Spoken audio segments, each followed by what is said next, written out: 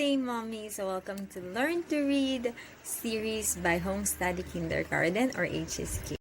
Welcome to our page, Learn to Read by HSK. And today, we're gonna share with you the things or the skills that your child need to learn before or need to master before learning to read. So again, this is 5. So I'm gonna share it to you one by one. So let's start. One, that your child need to master the skills of a print awareness. Ayan. So print awareness is the understanding that letters from words and these words have meaning. What are the activities that I can share with you today to enhance this skill? So the number one activities for kids is yung mga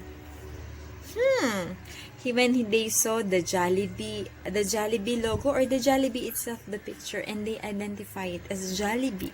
When they see the M of McDo and they identify it as McDo. So you can introduce a lot of logos like that they can identify it. So that's the number one activities for kids best to enhance or these skills of print awareness. So second is those traffic signs like stop, no smoking, bus stop, turn left and turn right. So that's are this activities that you can do to your child to enhance this number one skills of print awareness. So why this is print awareness is important in terms of reading the logos, because mommies yung mga pagbibigay ng meaning or interpretation sa mga logos na pinapakita natin, it teaching them that every single picture or logo has a meaning. So that is the best practice or exercise to your child, that every letters has also a name and a sound. And when a word, for example, we say a word to them, that has a meaning also. Every word has a meaning. So for us, para maging enjoyable siya and playful sa inyong mga anak, you can start with the logos, with the traffic signs na may enjoy nila, and you can DIY an activity about it. The second skills is the motivation to read. So what is this? The activities that we can do to motivate our child to read is, first, of course, the number one tips of all time, the bedtime stories. And these activities or practice you can start with your child as early as months old. Ayan, sabi nga nila 0 or infancy. At their young age, we can introduce or read them a story. Actually, other mommies are doing a storytelling during the pregnancy. Diba? They started that habit. Kasi that habit of telling a story to our child every night or every day, whatever time is it is a habit for a mommy. We need to develop an habit first that start it within us. And these bedtime stories, or if your child is already 3, 4, 5 years old, you can, it's not too late, mommies. It doesn't mean na you didn't start at age of 0 or age of 1, it's too late. No, mommies, it's not too late to read your child today. Start today, whatever their age is. Okay, and reading to them, yan, is the way to motivate them to love books, to introduce books, to discover a book. Ayan. And of course, papasok na din dyan again the skills number 1, which is the print awareness, that diba, every or all of the storybooks na pang kids are illustrated. Sobrang ganda ng mga illustrations nila. And always has illustrations. Kaya, every pictures that they saw, nagkakaroon na sila ng sarili nilang meaning, interpretasyon, what the story about, kahit hindi pa nila nababasa yung words by words. At through that pictures, they can comprehend the story already. That's why print awareness is our number one skills. Kasi even if it's not yet the words, but the images, the illustrations that they can see, it gives a meaning to them. It gives and they understand that meaning. So, wag natin silang pipigilan if they're not reading but they're telling the story on their own words dahil nagbe-base sila sa picture. That's not bad at all. It's good also for them, an exercise for them, for their mind and readiness in reading. Ayan. So, the first is print awareness. Second one is the motivation to read. Of course, mommy, sabi nga, child are the best imitators. So, I encourage you to read also a books so that your child can see you and they are inspired by you and they will imitate you and they try to read and encourage to read a books also.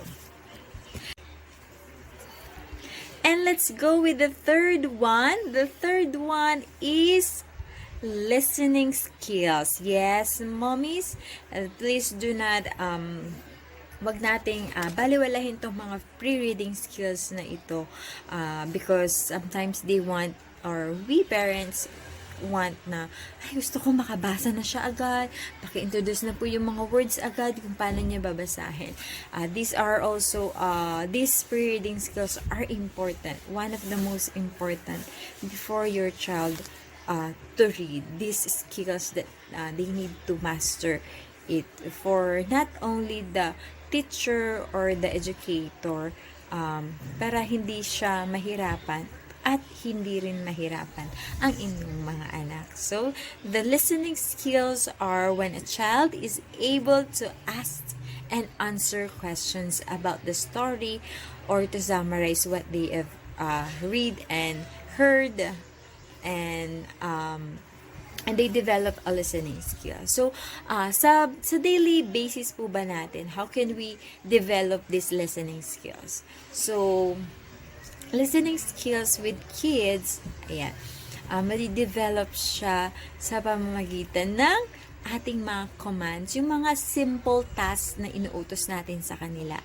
And di ba, sasabihin natin, anak, pakikuha mo nga yung pillow, and we're gonna see if he will do the command na tama, yung pillow nga ba talaga yung kinuha niya or hindi, or may kinuha ka siya pero iba yung kinuha niya. So he really understand what pillow is.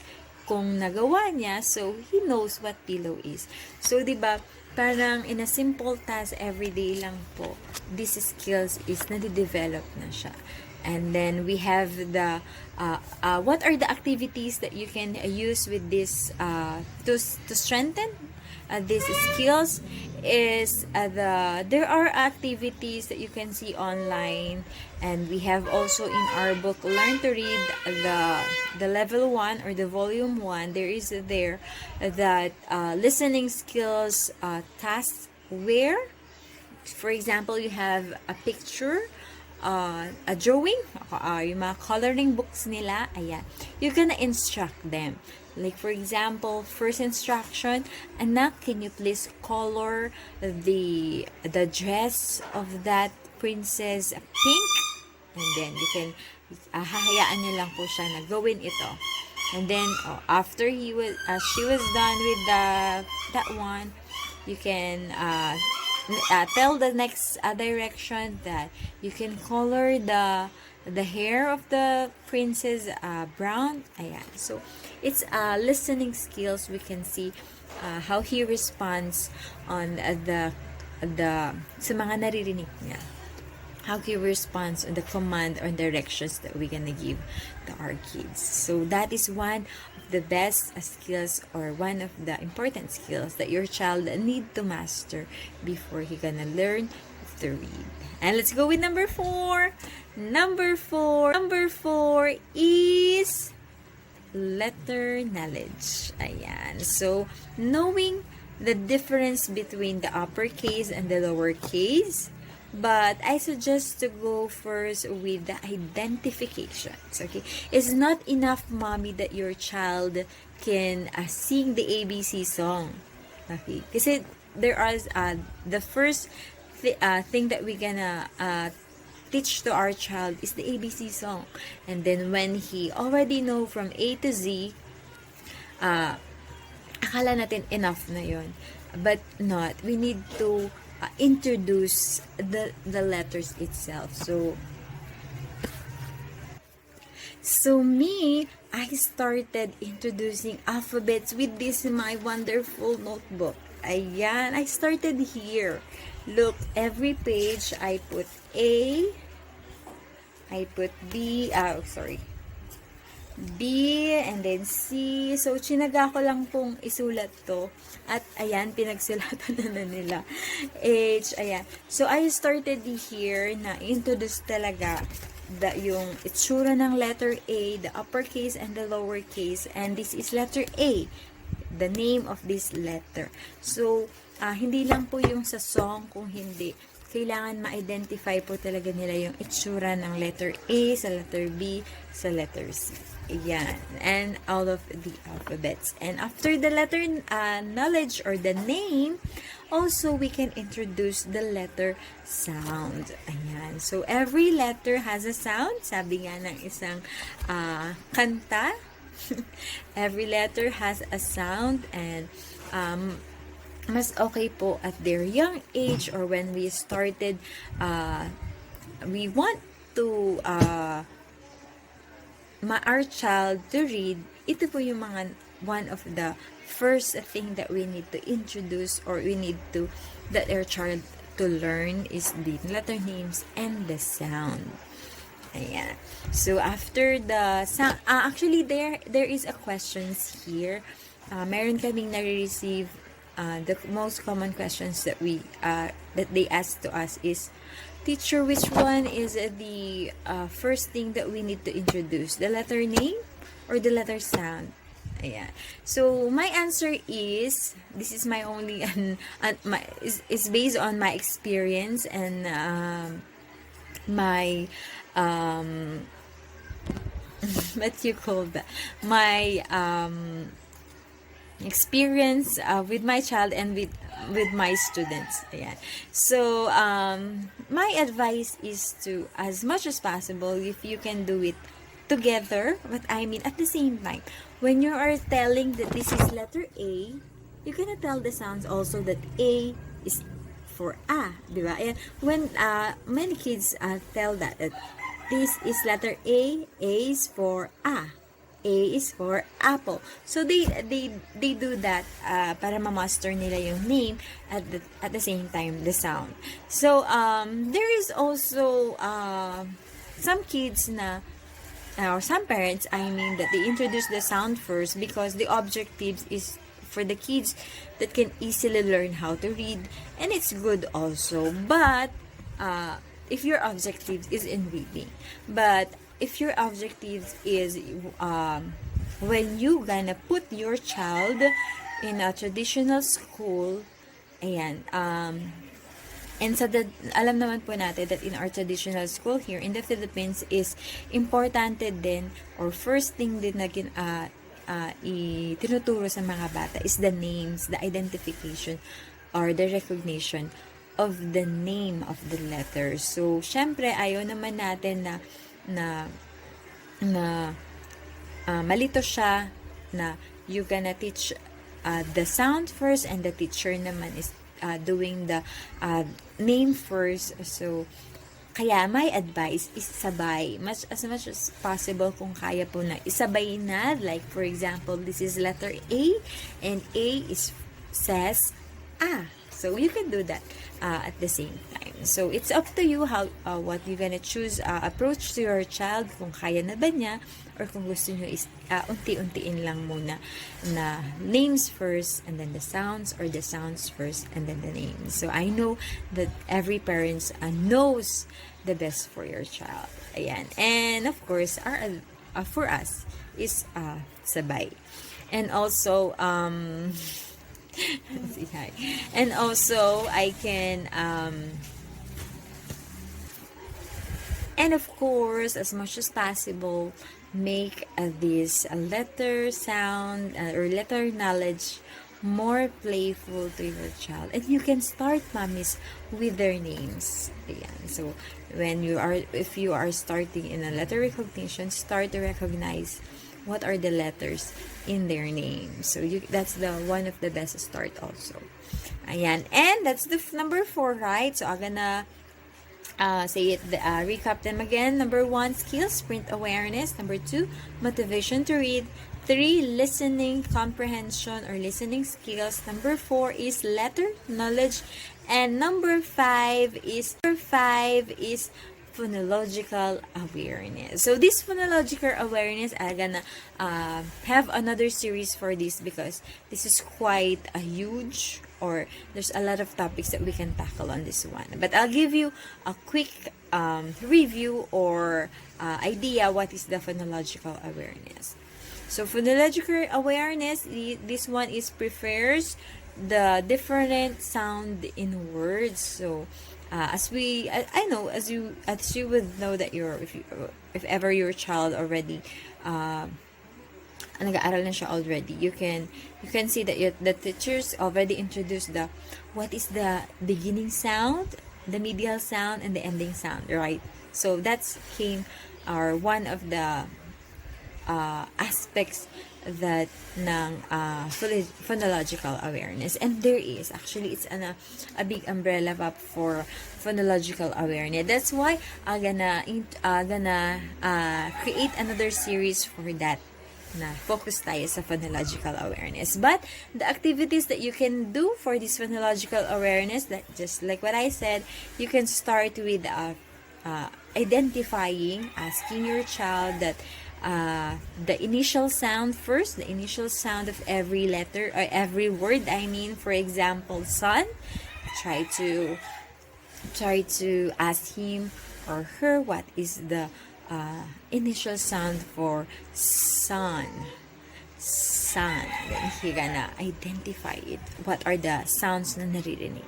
So, and I think that is the first thing that I need, or that I can give it to you on this phonological awareness. Also, the rhyming pattern. Also, you can start also with that, like sun and bun, like this. The rhyming pattern, like there's a lot of things that, for example, di ba sa mga names ng mga bata, we're gonna put rhyming tail pa, like for example is Rain or Riley pot for something like that there. Riley silly, parang ganun. We're gonna trying, or your child can try many rhyming words na talagang pinaglalaroan na niya.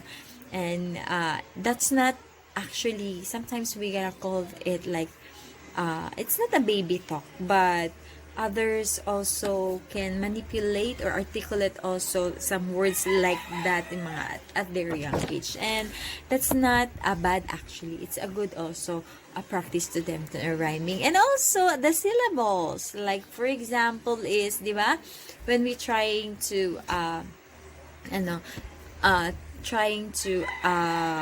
learn or teaching your child to speak. Ayan. Minsan hinahati natin yung salita sa syllables na, like for example, can you get the ba, and then tutuloy niya so, baso, something like that. So there is a lot more here in phonological awareness. That's why I'm gonna create another video for this, because I want to share all the things that we can share with you. How can we help you, mommies and daddies, parents and kids, on how your child, teaching on how your child to read or learn how to read. Ayan. And also, I started our first series here, the 5 main skills, the pre-reading skills that your child needs to master before learning to read.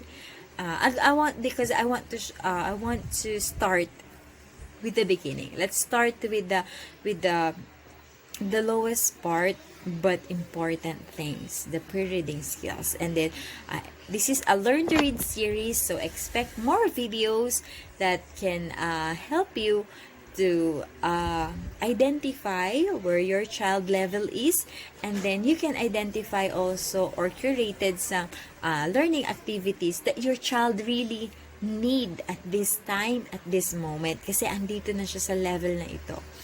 It's either he is in the blending, ayan, nagpa-practice pa siya, medyo hirap pa siya into a blending, iniisa-isa pa niya, and then hindi pa niya na maminsanang ma-blend. So we're gonna tackle all those here in the Learn to Read series by HSK, and we are excited to learn from you also. If you have a tips and comments, you can comment in our comment box so that we can add it to our videos. And also, if you have questions, we are happy to know your questions so that we can address it to in our videos. Thank you very much, mommies.